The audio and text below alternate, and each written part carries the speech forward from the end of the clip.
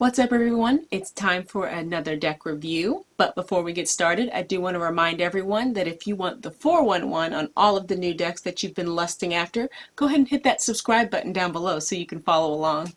Now, let's get to the cards. Today we're going to be reviewing the Tarot of the Divine, a new deck by Yoshi Yoshitani. It is a full 78 card deck.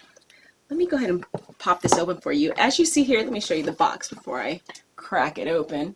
It is really lovely, has some nice gold details on the side there. It has this flip lid box. The box feels very sturdy, which I love. It does come with a guidebook. Great little white book. And let's see here. We have a little pull to pull the cards out, so that's a nice touch.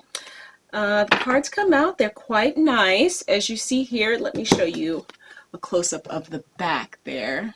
Isn't that pretty? Has this kind of like watery blue with the, the triple moon there, some of the suits, and just an overall kind of witchy feel to it, which I love. And the colors of the cards themselves, it's like they're vibrant without being dark, which is really nice. So I can't wait to show you these. It's really gorgeous. They're really, really pretty. The imagery itself, it feels really whimsical, and it's a great accompaniment to the theme of the deck, which is, as you see here, inspired by deities, folklores, and fairy tales from around the world. So it goes along really good with that. So a unique thing about this deck is just that the author did a really, really great job picking stories that go well with each of the cards of the tarot deck. So we're going to get into that in a few minutes. It's really cool.